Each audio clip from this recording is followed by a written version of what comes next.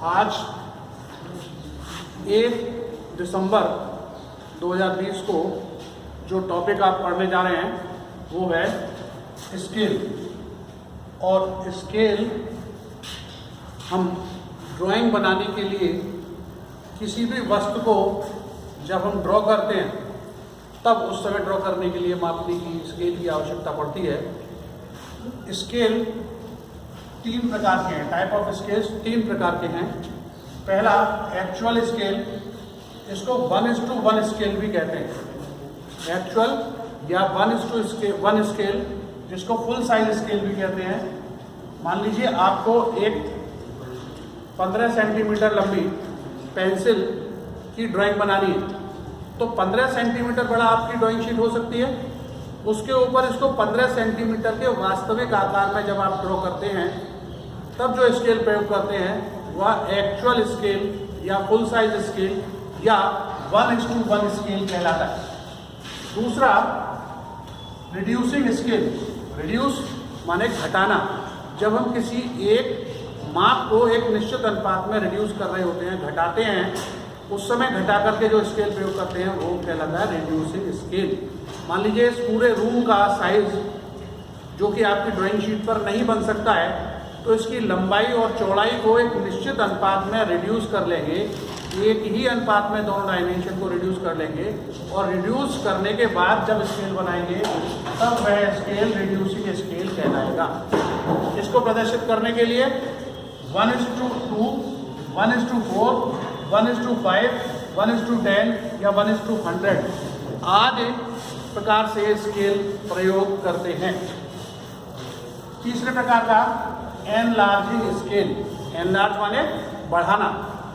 जब कोई वस्तु छोटी है, जैसे आपकी रिस्ट वॉच होती है, कोई इलेक्ट्रॉनिक इक्विपमेंट होते हैं, वो इतने साइज में छोटे होते हैं कि उनको उसी परफेक्ट साइज में बना पाना संभव नहीं हो पाता है, ड्रॉ करना संभव नहीं हो पाता है। तब इन परिस्थितियों में हम उस ड्राइंग को एनलार्ज कर देते हैं, उसके साइज को एक ही अनुपात में बढ़ा देते हैं और बढ़ाकर जब उसकी ड्राइंग बनाते हैं तो स्केल जो प्रयोग करते हैं उस स्केल को एनलार्जिंग स्केल कहते हैं। जैसे 2:1, 4:1, 5:1, 10:1, 100:1। यानी कोई साइज 2 था उसको आधा कर लिया, कोई 10 था उसको 1/10वां हिस्सा कर लिया और इस प्रकार से रिड्यूस करके उसको बना दिया। तब रिड्यूस करके जो स्केल यूज करते हैं उसको रिड्यूसिंग स्केल कहते हैं। नेक्स्ट है क्लासिफिकेशन ऑफ स्केल्स, वर्गीकरण। मापनी का वर्गीकरण 6 प्रकार का वर्गीकरण है। पहला प्लेन स्केल या सिंपल स्केल, हिंदी में इसको साधारण मापनी कहते हैं। तो एक साथ प्रयोग होने वाली विमाओं को, या जैसे कि मिलीमीटर और सेंटीमीटर, सेंटीमीटर और डेसीमीटर, डेसीमीटर और मीटर, ये सब साथ साथ, जिनमें कि 10 का डिफरेंस है। इस प्रकार की डायमेंशंस को साथ साथ ड्रॉ करने के लिए, मापने के लिए हम साधारण मापनी प्लेन स्केल या सिंपल स्केल का प्रयोग कर सकते हैं। इसका लीस्ट काउंट मीन्स अल्पतमांक, ऐसी डायमेंशन उस स्केल के द्वारा कम से कम मापी जाने वाली माप को अल्पतमांक या लीस्ट काउंट कहते हैं। और इस मापनी का लिस्ट काउंट 0.1 होता है। इसी प्रकार से दूसरा डायगोनल स्केल, इसको विकर्ण मापनी या कर्ण मापनी कहते हैं। क्रमगत 3 राशियों को, जैसे millimetre, centimetre, decimetre, decimetre, metre, decametre, metre, decametre, hectometre, इस प्रकार की क्रमगत 3 राशियों को मापने के लिए इस विकर्ण मापनी का या डायगोनल स्केल का प्रयोग करते हैं और इसका लीस्ट काउंट 0.01 होता है। यानी दशमलव के 2 स्थानों तक शुद्धता से मापने के लिए, किसी भी यूनिट को शुद्धता से मापने के लिए हम विकर्ण मापनी या कर्ण मापनी या डायगोनल स्केल का प्रयोग करते हैं। तीसरा है कॉम्पैरेटिव स्केल, तुलनात्मक मापनी। 2 भिन्न भिन्न यूनिट्स को तुलना करते हुए, कंपेयर करते हुए जब हम कोई स्केल बनाते हैं जिसमें कि दूरी और समय ये दोनों कंपेयर हो रहे हैं और स्केल में उसको प्रदर्शित करें। इस प्रकार के स्केल तुलनात्मक या कॉम्पेरेटिव स्केल कहलाते हैं। चौथे प्रकार के वर्नियर स्केल। आप लोगों ने वर्नियर कैलिपर्स पढ़े होंगे हाई स्कूल तक। तो वर्नियर कैलिपर्स में जो मापनी होती है, वर्नियर के 9 खानों का मान वास्तविक 10 खानों के मान के बराबर होता है। इस प्रकार से वो वर्नियर स्केल जो होता है, जो वर्नियर कैलिपर्स में ही केवल प्रयोग होता है, अन्य कहीं प्रयोग नहीं होता, उस वर्नियर कैलिपर्स को जब हम प्रयोग करते हैं तब वह वर्नियर पैमाना कहलाता है। नेक्स्ट है स्केल ऑफ कॉर्ड, हिंदी में जीवा मापनी। कॉर्ड यानी जीवा पर केंद्र से जो कोण है, उस कोण को मापने के लिए स्केल ऑफ कॉर्ड या जीवा मापनी का प्रयोग करते हैं। भिन्न भिन्न कोणों को नापने के लिए इसका प्रयोग किया जाता है। नेक्स्ट है आइसोमेट्रिक स्केल, समपरिमाणिक मापनी। इसका प्रयोग आइसोमेट्रिक प्रोजेक्शंस बनाने के लिए किया जाता है। आइसोमेट्रिक प्रोजेक्शंस का आगे आप जब प्रोजेक्शन पढ़ेंगे तो एक टॉपिक पूरा आएगा, आइसोमेट्रिक प्रोजेक्शन। आइसोमेट्रिक यानी समपरिमाणिक माप जब हम लेते हैं तब इस मापनी का प्रयोग करते हुए आइसोमेट्रिक प्रोजेक्शंस को बनाते हैं। आपके सिलेबस में इस समय केवल प्लेन स्केल और डायगोनल स्केल बचे हैं। पहले इसमें से स्केल ऑफ कॉर्ड भी हुआ करता था, अभी वो वर्तमान में सिलेबस में से समाप्त हो गया है और आइसोमेट्रिक स्केल है। और आइसोमेट्रिक स्केल को हम पढ़ेंगे जिस समय आइसोमेट्रिक प्रोजेक्शंस पढ़ रहे होंगे उस समय। इस प्रकार से इस समय केवल प्लेन स्केल या सिंपल स्केल या साधारण मापनी हिंदी में, दूसरा डायगोनल स्केल विकर्ण मापनी का अध्ययन इस समय करेंगे। अभी नेक्स्ट है हमको कोई स्केल यानी ड्रॉ करना है। तो स्केल ड्रॉ करने के लिए हमको क्या क्या सूचनाओं की, क्या क्या इंफॉर्मेशंस की जरूरत पड़ेगी जिससे कि हम कोई स्केल बना सकें। तो ऐसी सूचनाएं, ऐसी जानकारियां, information to draw any scale. सबसे पहली सूचना या सबसे पहले इंफॉर्मेशन होनी चाहिए representative fraction of scale, Hindi में मापनी की निरूपक भिन्न। निरूपक भिन्न या इसको निरूपित भिन्न भी बोलते हैं, कई किताबों में निरूपित भिन्न लिखा होता है या निरूपक भिन्न भी कहते हैं। और इसको निकालने के लिए शॉर्ट में इसको लिखते हैं RF। R means representative, F means fraction, fraction means भिन्न। तो RF को ज्ञात करने के लिए एक फॉर्मूला है, सूत्र है, length in drying of the object upon actual length of the object. इसको हिंदी में ट्रांसलेट कर लेते हैं। RF इज इक्वल टू वस्तु की ड्राइंग में लंबाई बटे वस्तु की वास्तविक लंबाई। हिंदी ट्रांसलेशन हो गया। यानी कोई भी वस्तु जिसकी आपको ड्राइंग बनानी है, उसकी ड्राइंग में जो लंबाई आप प्रयोग कर रहे हैं और उसकी जो वास्तविक लंबाई है, उन दोनों के अनुपात को RF कहते हैं, निरूपक भिन्न कहते हैं। ये जो निरूपक भिन्न होती है, इसकी सबसे बड़ी बात जो है, चूंकि ये भिन्न है, कैलकुलेशन करने के लिए तो आप सेंटीमीटर यूनिट का प्रयोग करेंगे। यानी लेंथ इन ड्राइंग और एक्चुअल लेंथ, ये दोनों सेंटीमीटर यूनिट में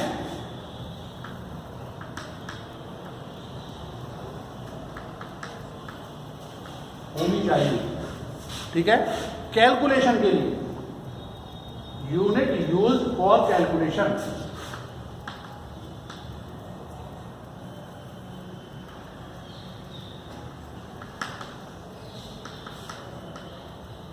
यानी सेंटीमीटर यूनिट में आप उनको कैलकुलेट करेंगे। किसे कैलकुलेट करेंगे?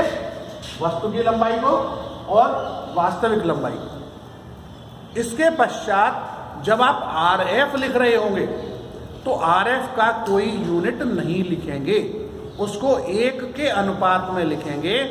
1 का अनुपात भिन्न बनाकर लिखा जाएगा और भिन्न जो होती है उसका कभी कोई RF नहीं होता है। तो इसलिए नो यूनिट ऑफ RF। ठीक है, ये ध्यान में रखना है। अगर आपने कोई RF लिखा स्केल के ऊपर तब RF लिखते समय उस पर आप कैलकुलेशन में बेशक आपने सेंटीमीटर यूनिट में कन्वर्ट किया है दोनों यूनिट को, लेकिन आप उसको डिवाइड नहीं कर रहे हैं। ध्यान में रखिए, RF को कैलकुलेट करते समय डिवाइड करके हमको पॉइंट्स में फिगर नहीं लिखनी है, उसको 1 के अनुपात में ही फिगर को लिखा जाना है।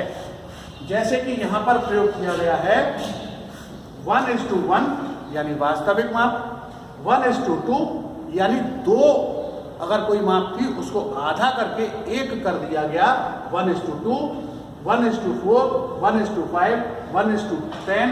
अगर आप इसको 1:100 अगर आप इसको डिवाइड कर देते तो डिवाइड करने पर ये 0.01 हो जाता, ठीक है, 0.01 ये हो जाता, 0.001 ही हो जाता। किंतु आप जिस समय RF लिख रहे हैं वो RF लिखते समय 1 के ही 1/100 इस प्रकार से इसको लिखेंगे। और उस समय जब आप लिख रहे हैं तब इसमें कोई भी इसकी यूनिट प्रदर्शित नहीं हो रही है, कोई यूनिट इस समय नहीं लिखी जाएगी, मीन्स RF की कोई यूनिट नहीं होती है। ठीक है भाई, ये बहुत ध्यान रखने की बात है। दूसरी इंफॉर्मेशन, लेंथ ऑफ स्केल, मापने की लंबाई, इसको शॉर्ट में LS बोलेंगे। और LS इक्वल टू इसका फॉर्मूला है RF into maximum length to be measured by the scale. Scale के द्वारा, मापनी के द्वारा मापी जाने वाली अधिकतम लंबाई को यदि RF से गुणा कर दें तो गुणा करने पर लेंथ ऑफ स्केल या LS प्राप्त हो जाता है। हिंदी में मापनी की लंबाई is equal to RF into मापनी द्वारा मापी जाने वाली अधिकतम लंबाई। इस प्रकार से ये 2 सूचनाएं आपको, पहली RF की और दूसरी LS की, ये दोनों आपके पास कलेक्ट हो जाएंगी।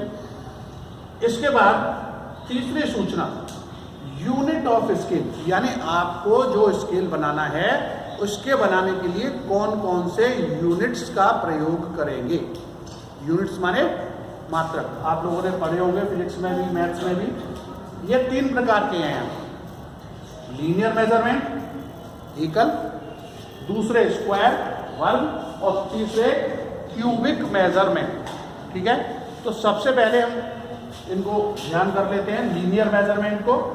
लीनियर मेजरमेंट में 10 मिलीमीटर बराबर 1 सेंटीमीटर, 10 सेंटीमीटर बराबर 1 डेसीमीटर, 10 डेसीमीटर बराबर 1 मीटर।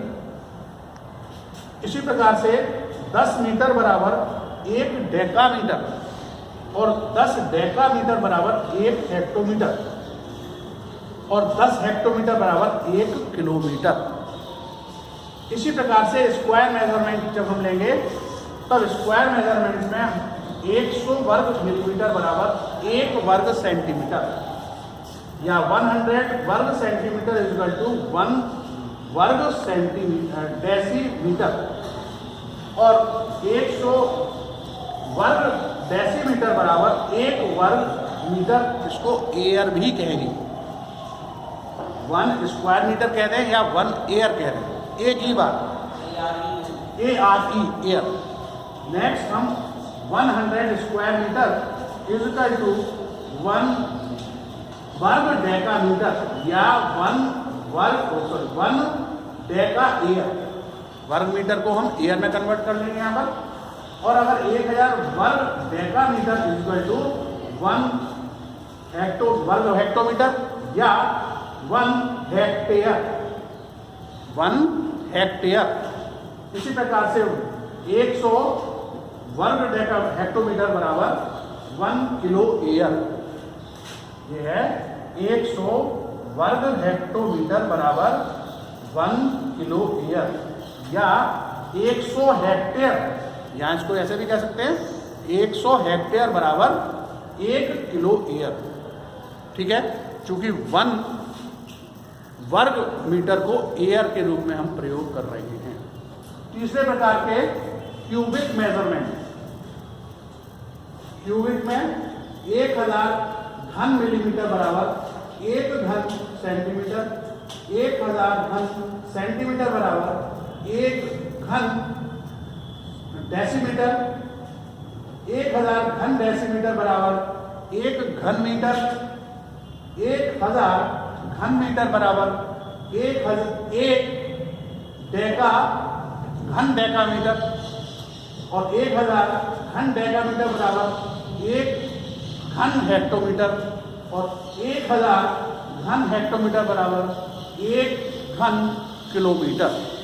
इस प्रकार से हमको वो क्यूबिक मेजरमेंट, ये स्क्वायर मेजरमेंट यदि कहीं क्वेश्चन में दिए जाते हैं, तब यदि स्क्वायर मेजरमेंट है तब उसका वर्गमूल निकाल करके लीनियर मेजरमेंट में कन्वर्ट करेंगे, और यदि घन क्यूबिक मेजरमेंट दिए जाते हैं तो उसको घनमूल निकाल करके, ठीक है, क्यूबिक रूट निकाल करके लीनियर मेजरमेंट में कन्वर्ट करेंगे, और लीनियर मेजरमेंट में कन्वर्ट करने के बाद ही उसका RF निकाला जाएगा, क्योंकि वो लेंथ के रूप में होगा।